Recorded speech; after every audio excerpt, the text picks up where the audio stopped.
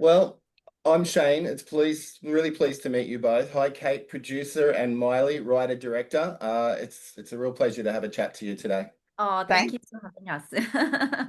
Now, I'm probably going to pronounce it wrong. So, how do I pronounce your movie properly? It's not an easy word to say. It's The title. proclivitus. Proclivitus. Ah, okay. I have been saying it right. Good. Oh, oh, you have? Excellent. Yes, I have. I spoke to Rose, your lead, and I think that casting is quite amazing. She's a star on the rise, and her performance Mhm. is just second to none. And then having Chloe as a younger version of her is also terrific casting. How did you come across those two? Oh, well, Rose kind of came to us last minute. Hmm, As the casting wheel goes, actors come in and out of for role. sure. Yeah. And our casting agent, Natalie Wall, said there's this really exciting actress called Rose Riley, and she's also originally from Fremantle, Yeah. which is where Kate and I both live. Yeah. And Natalie just thought she was perfect for the role. So we went out to her, I had a good chat with her, and I was like, oh my God, this is Claire. It was, yeah, perfect. And then she came in and yeah, owned the role, I think. And then And it was really funny finding Chloe, I think, yeah, because it was all kind of like, oh, she's just perfect. She just absolutely looks like a younger version of Yeah. Claire. yeah. And then Yeah. And also, oh my God, a star on the rise. She's done phenomenal things since working on our film. she's terrific. Yeah, Chloe, I've been like Chloe Brink is a name that I've been familiar with for such a long time, but I've almost got introduced to Rose through this film. I've only seen her in Mr. In Between, and Yeah. which is a totally different role altogether. It's almost unrecognizable. It's yeah, the versatility is crazy. The first thing I noticed of this movie was the sound design. I Mm. mean, its interpretation of really getting you nervous what to expect, I think worked because the whole movie you're guessing what's happening next as well. But the sound design is pretty incredible. Mm, yeah. Kate and I had discussions very early on in development of what the most important aspects of the film were. Mm, Um, Actors, obviously, always actors. Um, casting, yeah.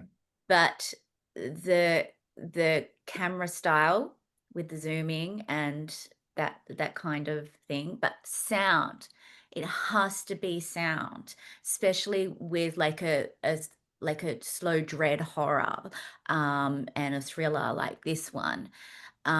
We had the amazing Envelope Studios in Perth come on board, and they just they just took what we gave them and ran with it, and just I'm so glad that you picked up on that because it's one of my favorite things about the film as well. It Yeah, was really sorry.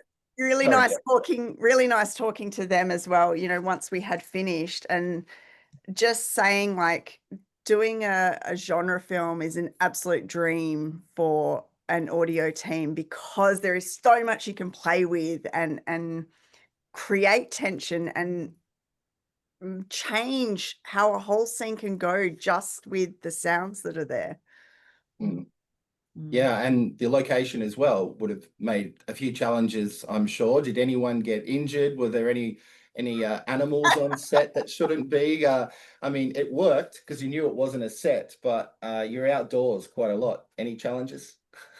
Yeah, did anyone get injured? The producer fell over and dislocated her shoulder. It was week one, right? We got a text at the end of shoot day with Kate in a hospital bed with her laptop going, I'm fine. I've just fallen and dislocated my shoulder. Keep going, guys. Oh, that's great because I asked Rose that question and no problems with her, but she said make sure you ask you guys. So now I know why. So cheeky. What about the lounge chair? It's almost reminded me of Ghostbusters, and there was a lot of hands and hand models as well, practical effects. The lounge chair was a highlight for me. I'm a child of the 80s. I grew up with all that schlocky horror, It's the and first thing I thought of, Ghostbusters. I know, and it was really interesting because there's so many references and things I wanted to bring in, but like, you have to make sure that it's appropriate to the film that you're telling and you're not just Yeah, forcing something into it. yeah, And there was a while there where it did stand out tonally. Um, but it's amazing what music does. We changed the style of music and suddenly we put this sad piece of music to it, and suddenly we're like, oh my God, it immediately emotionally resonated to what was happening. But yes, the I researched how they did the original Chair and Ghostbusters. yeah. The team that created it took that and rolled with it, and yeah, we were able to achieve it. As a producer, Kate, was it something? I mean, you two have known each other for a while, but is genre an Australian film industry thing at the moment? Is it really happening, or in Oh, general, is it hard to get a movie up and running, I mean, funding? it's hard. It is a miracle any film gets made, and I think that So no true. matter what, that should be celebrated. Um, Australian filmmaking's so exciting. I think internationally people look to us to see what we're doing, and Miley and I were really intentional about making sure that we push the boundaries in Yep. what we're doing. We wanted to make something that was really going to be a cinema experience. And, Yeah. the sound comes into that as well. Experiencing the sound in a cinema with the vision as well is just, oh, goosebumps every time. It's my own film, and I'm so excited when I get to see that with people. But there's that balance between making a film. We obviously we're here at South by Southwest with the premiere, and I'm about to go to a panel session later that Yeah. is about what is an Australian story. And Miley and I wanted to make a film that is going to resonate internationally as well. I think we did a good job, and I hope that it does resonate internationally. Yeah. Um, but yeah, making films is hard, and you just until you get to see it with an audience, you just don't know whether it's going to work or not. Well, your passion precedes you, Kate. I can tell how much you love this film and our industry, because I'm so Yeah. proud of Australian film industry. I'm always trying to support Aussie projects. But Miley, you wrote it. Was it something in your mind for a long time, or did you just get it sorted and happening in a short amount of time, or is it a long process? Oh, look, a bit of both. Yeah.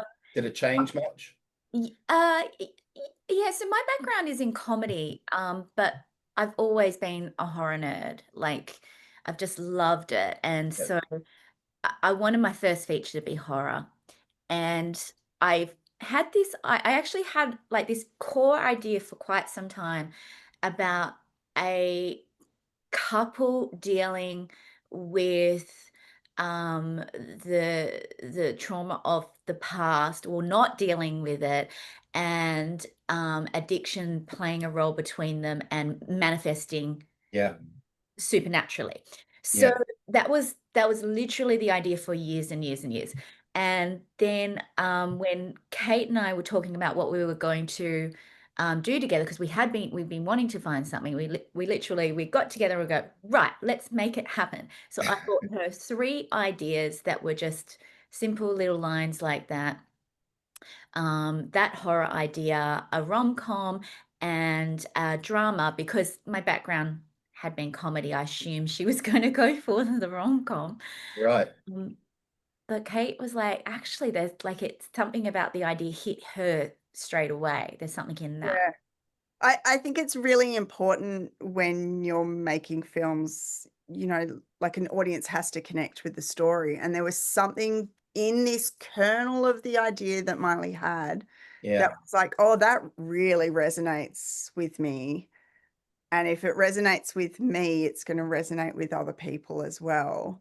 And Yeah. I can, let's be strategic about this. Horror genre films are a great place to start as a first time filmmaker. And Yeah. it was a fast process in the terms of the normal Yeah. A quick way that shoot. films get made. I think Miley pitched the idea in October 2021, and we Right. were filming. We got the funding in July 2023, and then we're filming in August 2024. So, in terms of making a film, it happened really quickly. Very quick. We're not expecting it to happen that quick again. But also, I think like we're very much believers in the film. The film gets to a certain point where it has a voice of its own, and you got to listen to it. Yeah, true. It switches. It's good. It's not your film anymore. The story says what it wants. Yeah, it's almost like a creature feature in a way, even though it's paranormal. Yeah. Yes, absolutely. And I know especially we've got to wrap it up. Miley, is there a director's cameo? Are you in it somewhere in the background? am I? Oh, there's a vocal cameo. I Okay. have if my character works at the hardware store in Munro. I hear it in the background. I heard that. The sound. There's the sound again. I was taking notice of all the sound. Yeah. Yeah. And finally, I mean, South by Southwest is a global event. That's a really big deal. An audience saw it. Now it's getting a cinematic, a theatrical release early 2026. What do you want audiences to get out of your movie and take away from it? I want people to wake up in the middle of the night 2 days later thinking about the film. But it's funny, I was having a conversation with someone this morning and was like, the process of making this film has made me think about my first romance and my first love, Okay. and what that could have been a little bit. I don't know, it feels like it's a film that's going to stay with people for a while, and that's what I'd really love. Yeah.